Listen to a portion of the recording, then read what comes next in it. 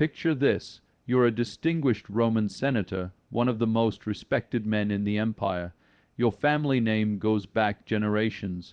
Your toga bears the purple stripe of nobility, and you've spent decades serving Rome with honor. Tonight, you've received a golden invitation to dine with the emperor himself, an honor that should fill you with pride. But as you climb the marble steps of the Palatine Hill Palace, your stomach churns with dread. The guards at the entrance don't meet your eyes. They know what you're walking into, and their silence speaks volumes.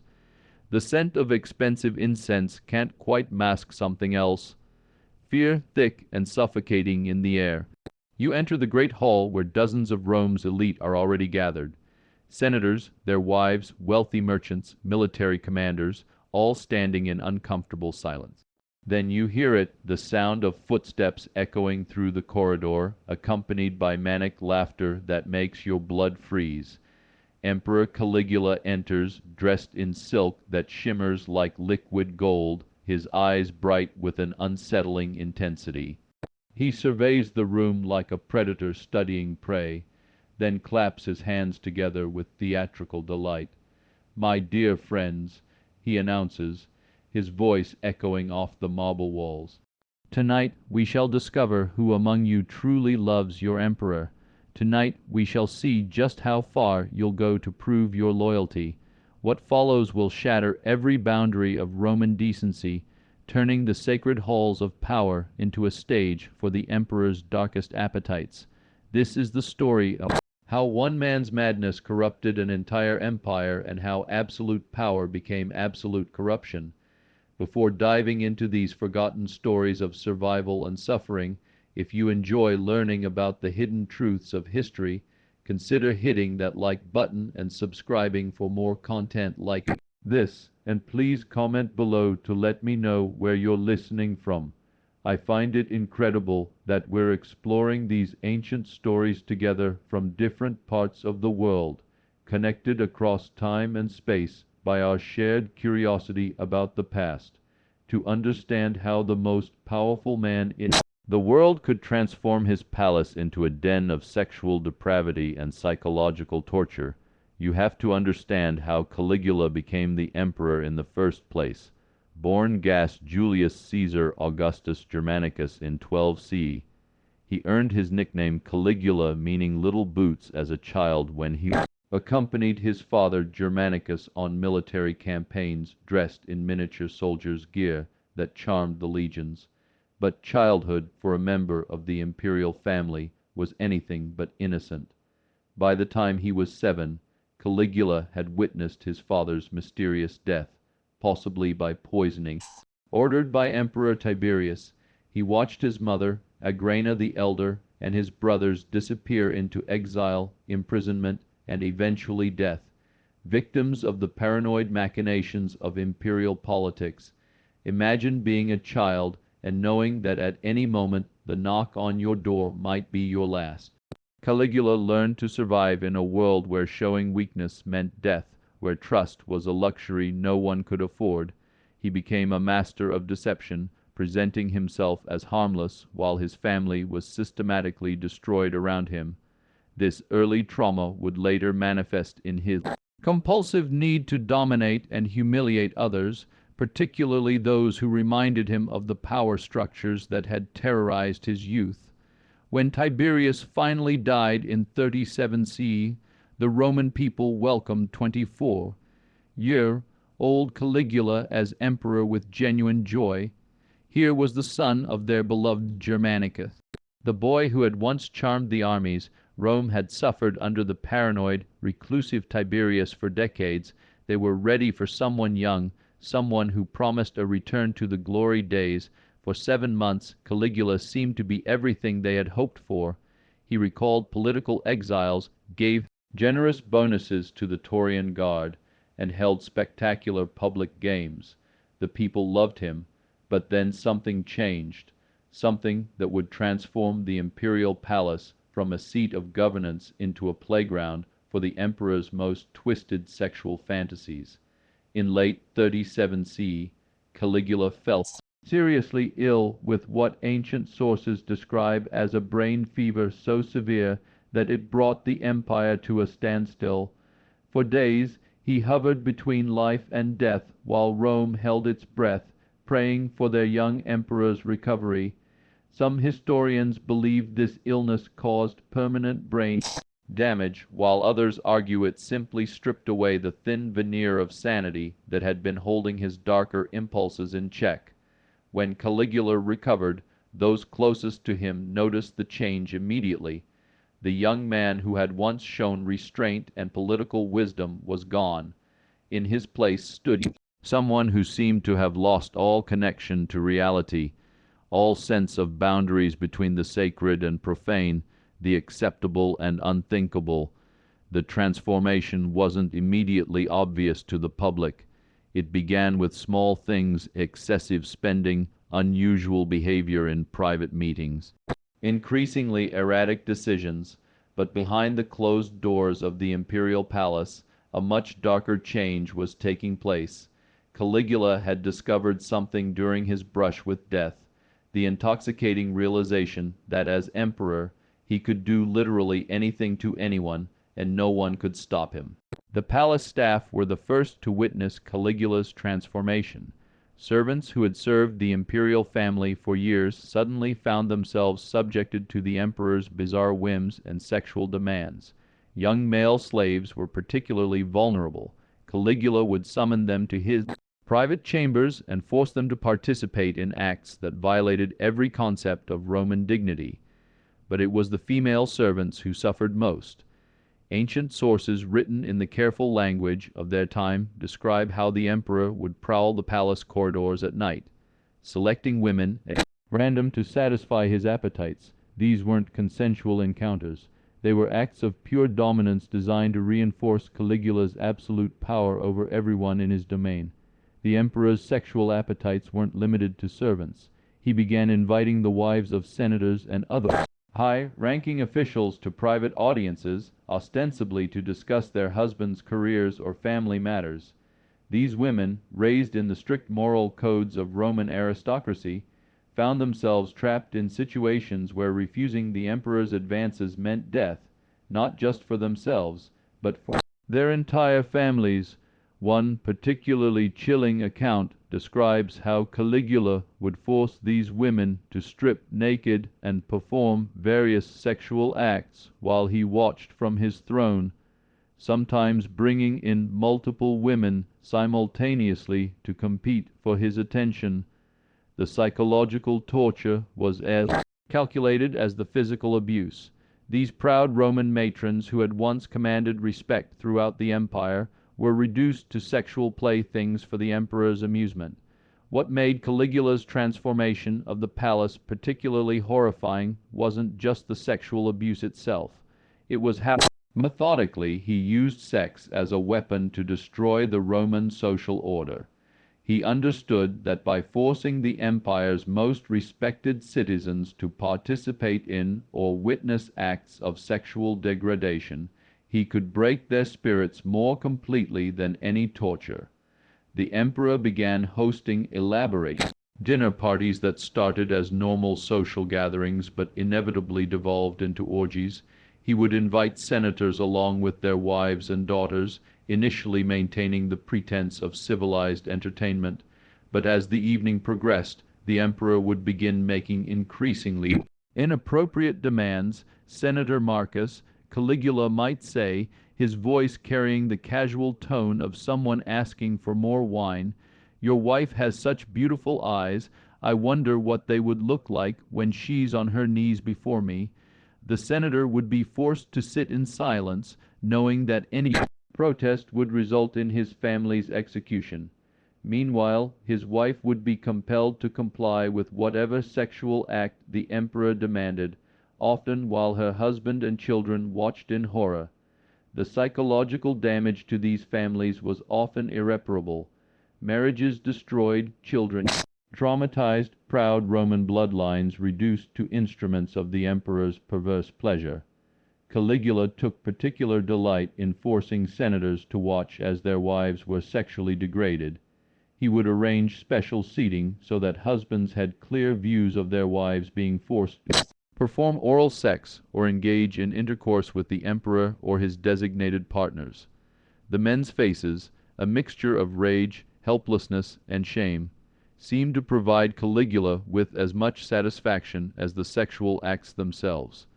The imperial palace complex on the Palatine Hill underwent physical modifications to accommodate Caligula's increasingly elaborate sexual fantasies. He commissioned special chambers designed specifically for group sexual activities, complete with elaborate staging and viewing areas. Ancient architectural fragments suggest rooms where normal furniture was replaced with couches arranged in circles, allowing for maximum visibility of sexual activities from multiple angles.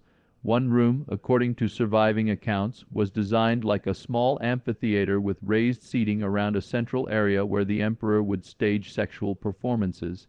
He would force captured enemies, slaves, and sometimes even Roman citizens to engage in various sexual acts, while audiences of senators and their families were compelled to watch and applaud. The emperor's bedroom became a particular source of terror for palace inhabitants. Unlike the private quarters of previous emperors, Caligula's chamber was equipped with viewing areas and multiple entrances, allowing him to bring in audiences to witness his sexual encounters.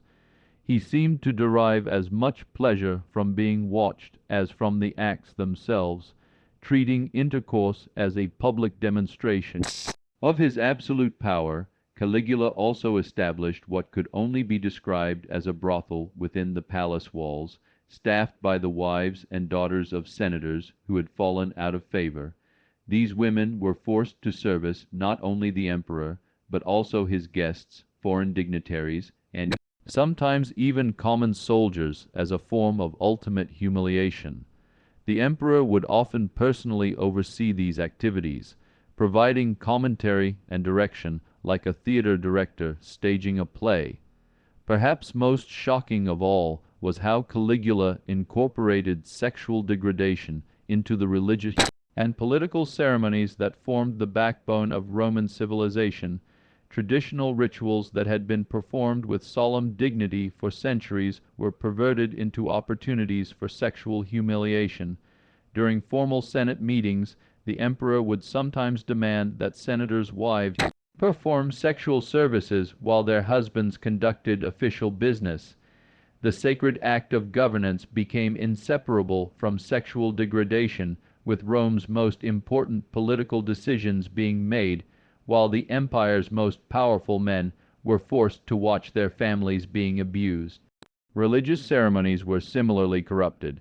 Caligula claimed divine status and demanded that religious rituals include sexual acts performed in his honor. Priestesses who had taken vows of chastity were forced to engage in public intercourse as part of worship services, while traditional religious festivals became excuses for elaborate orgies featuring unwilling participants from Rome's noble families. The emperor's marriage ceremonies became particularly notorious. He married and divorced multiple times, often within the span of days, using each wedding as an opportunity to sexually humiliate the bride's family. One account describes how he forced a bride's father to watch as he consummated the marriage in front of the entire wedding party, treating the sacred act of marriage as a public demonstration of conquest. Caligula's sexual appetites weren't just about personal gratification. They became a form of economic terrorism against Rome's wealthy families. The emperor would identify the most beautiful wives and daughters of wealthy citizens, then demand sexual access to them in exchange for their families' continued safety and prosperity. This created a grotesque marketplace where Roman nobles were forced to offer their female relatives as payment for political favor or simple survival. Families would receive invitations for their women to attend private audiences with the emperor, knowing full well what these meetings entailed, but unable to refuse without risking everything they owned. The emperor also established a formal taxation system based on sexual services, Wealthy families were required to provide their women for specific periods of service in the palace with the duration and frequency determined by their financial status. This wasn't prostitution in any traditional sense. It was sexual slavery imposed on the empire's most privileged classes as a demonstration of absolute imperial power. Women who tried to resist or escape these arrangements faced horrific punishments. Some were forced to engage in public sexual acts as entertainment during gladiatorial games. Others were sold into actual prostitution, their noble status stripped away as they were forced to service common soldiers and slaves. The message was clear. No one, regardless of birth or status, was beyond the emperor's sexual reach. The impact on women forced to participate in Caligula's sexual theater was devastating and long-lasting. These were women who had been raised in the strict moral codes of Roman aristocracy, taught that their virtue was their most precious possession, and that their primary duty was to their families and the empire. Suddenly finding themselves reduced to sexual objects for the emperor's entertainment created psychological trauma that extended far beyond the physical abuse. Many women were forced to perform acts that violated not only their personal dignity but their deepest religious beliefs. The cognitive dissonance between their upbringing and their forced participation in sexual degradation often led to complete psychological breakdown. Some women attempted suicide rather than comply with the emperor's demands. But Caligula had anticipated this response. Families of women who killed themselves faced collective punishment, sometimes execution, sometimes financial ruin that destroyed entire bloodlines. This created a situation where women were trapped between their personal honor and their responsibility to their families with no choice that didn't result in devastating consequences. The emperor seemed to take particular pleasure in breaking the spirits of women who initially resisted his advances. He would subject them to increasingly degrading sexual acts until they eventually submitted completely, their resistance crushed by the relentless application of imperial power. The broken women would then be used as examples to intimidate others, their complete submission serving as a warning of what happened to those who defied the emperor's will. Perhaps even more psychologically devastating was the forced complicity of Roman men in their families' sexual degradation. Senators and other high-ranking officials were not merely passive witnesses to their wives' and daughters' abuse. They were often required to participate actively in arranging and facilitating these encounters. Caligula would demand that fathers personally deliver their daughters to his chambers, that husbands assist in preparing their wives for sexual encounters, or that brothers help restrain their sisters during group sexual activities. This forced participation created a level of psychological trauma that went beyond simple witnessing. These men became accomplices in their own families' destruction. The emperor understood that by making these men complicit in the sexual abuse of their loved ones, he was destroying their ability to maintain any sense of personal honor or dignity. The senator, who had helped tie his own wife down for the emperor's pleasure, could never again command the same respect in the Roman Senate. His authority was permanently compromised by his participation in his family's degradation. Some men attempted to resist by refusing to bring their female relatives to palace gatherings, but Caligula had prepared for this as well. Families who failed to comply with sexual demands faced immediate execution, often carried out in public as a warning to others. The choice was simple: participate in your family's sexual abuse or watch them die. One of the most disturbing aspects of Caligula's sexual reign of terror was his inclusion of children in palace activities. While ancient sources are understandably vague about specific details, they make clear that the emperor's sexual appetites extended to minors, both male and female, from Rome's most prominent families. Children who were brought to palace gatherings were forced to witness sexual acts that no child should see, creating psychological trauma that would affect them for the rest of their lives. Some were forced to participate in sexual activities themselves, their innocence destroyed as part of the emperor's campaign to corrupt every aspect of Roman society. The long-term impact on these children was devastating. Many grew up unable to form normal relationships, their understanding of sexuality forever warped by their childhood experiences in the imperial palace. Others became perpetrators themselves, carrying forward the cycle of sexual abuse as they reached adulthood and positions of power. Caligula seemed to understand that by sexually traumatizing the children of Rome's elite, he was ensuring that his corruption would outlast his own reign. These children would grow up to be the next generation of Roman leaders, but they would carry with them the psychological scars of their experiences in the palace, potentially perpetuating cycles of abuse for decades to come. As his reign progressed, Caligula began to formalize his sexual practices into a kind of religious cult centered around imperial worship. He declared himself a living god and demanded that sexual acts performed in his honor be treated as religious rituals. This wasn't mere megalomania. It was a calculated attempt to legitimize his sexual abuse by cloaking it in religious authority. Temples were established within the palace complex where worshippers were required to engage in sexual acts as demonstrations of devotion to the divine emperor. These weren't voluntary religious practices. They were mandatory sexual performances required of anyone seeking imperial favor or simply trying to avoid imperial wrath. The emperor created elaborate ceremonies around his sexual activities complete with formal protocols and ritualistic elements.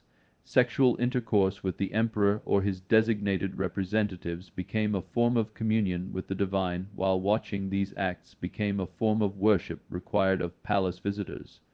This religious framework provided Caligula with justification for even his most extreme sexual demands.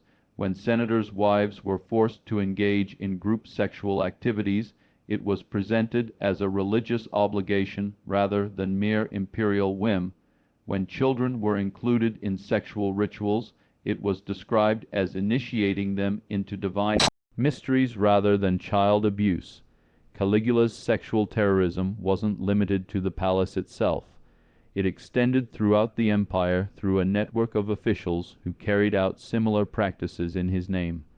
Provincial governors, military commanders, and other imperial representatives were encouraged to establish their own versions of the emperor's sexual court, creating an empire-wide system of sexual exploitation and abuse.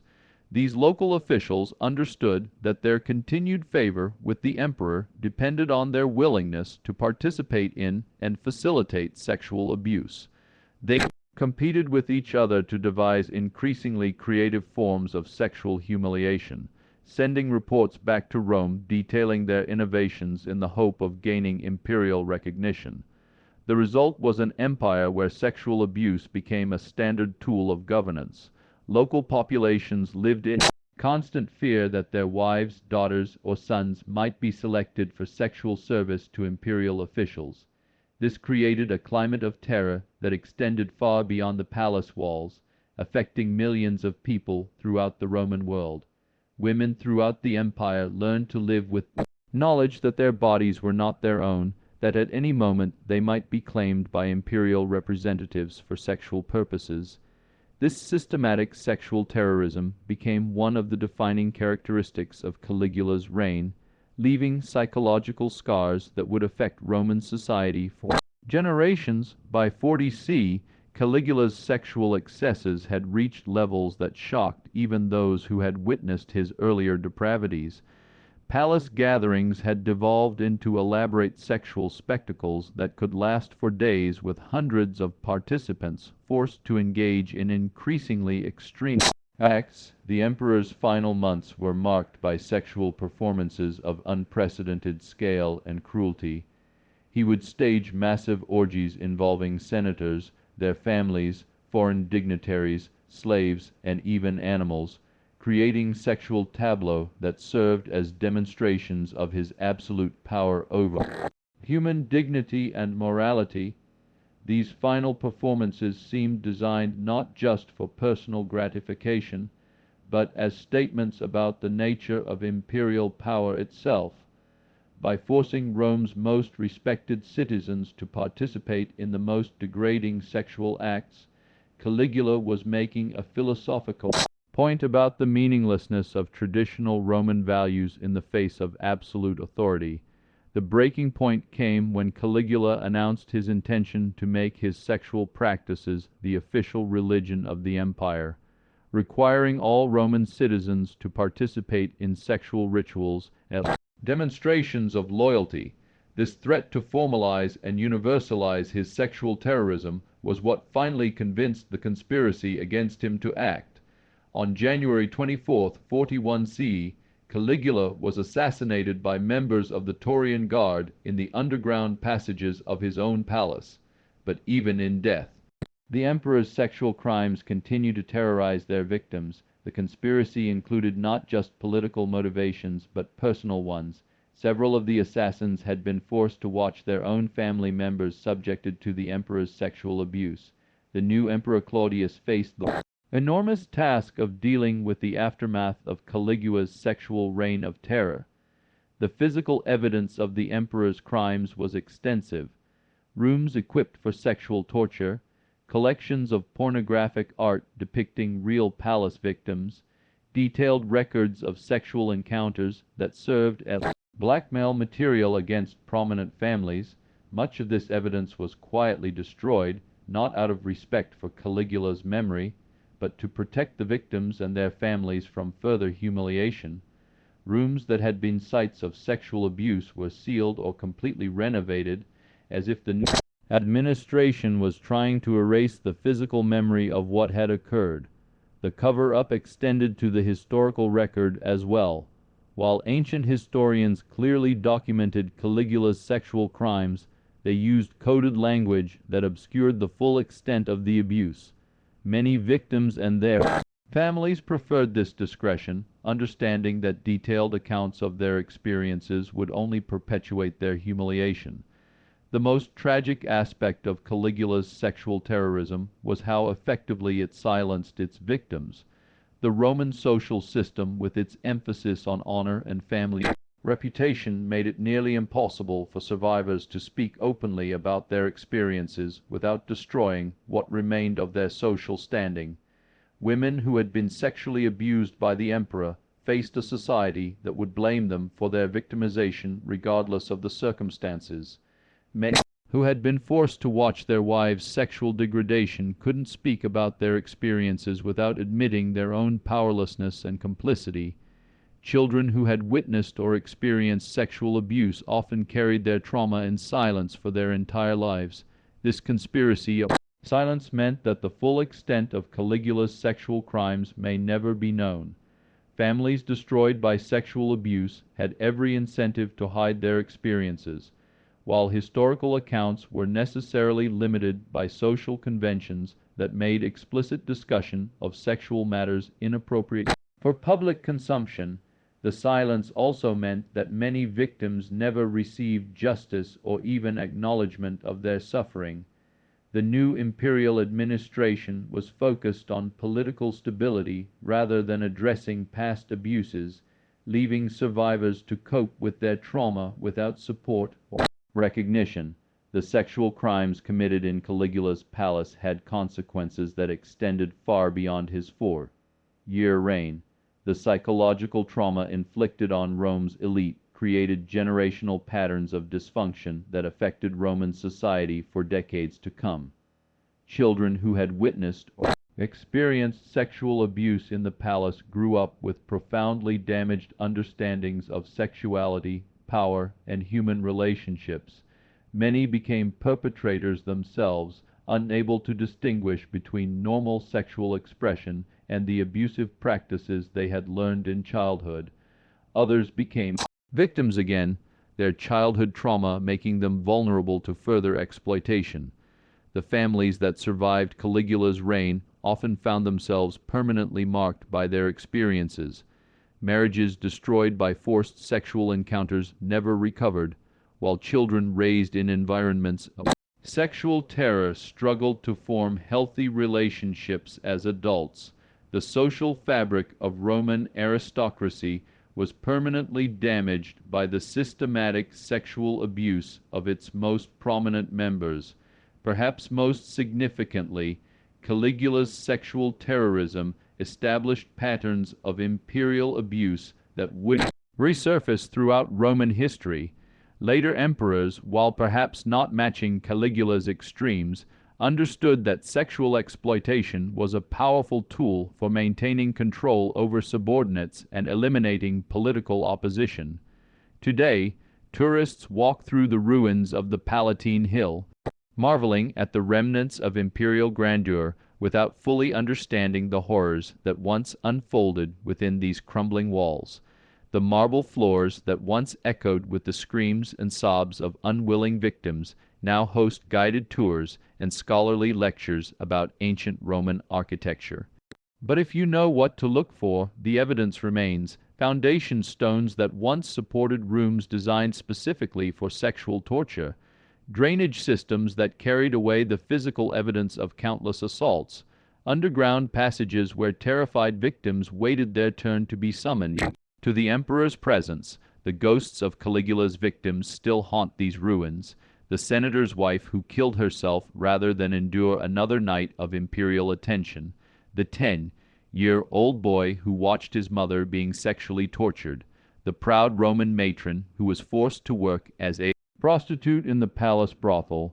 Their stories were deliberately erased from history, but their suffering remains embedded in the very stones of this place. Caligula's transformation of the imperial palace into a theater of sexual horror lasted less than 4 years, but its impact echoed through Roman history and continues to resonate today. The emperor's crimes remind us that sexual abuse has always been a weapon of choice for those who seek to dominate and control others, and that the most elaborate systems of civilization can be corrupted by individuals who recognize no limits on their exercise of power. The palace may be ruins now, but its lessons endure. The systematic sexual abuse of the vulnerable by those in positions of authority isn't a relic of ancient barbarism. It's a pattern that repeats itself whenever human beings are given absolute power over others and choose to use it for evil. The only difference between Caligula's sexual terrorism and modern forms of abuse is the scale and the documentation. The fundamental dynamics of power, control, and sexual exploitation remain disturbingly consistent across the centuries. In the end, the emperor who turned his palace into an orgy left behind more than just traumatized survivors and political chaos. He created a template for sexual terrorism that would be studied and sometimes emulated by tyrants throughout history.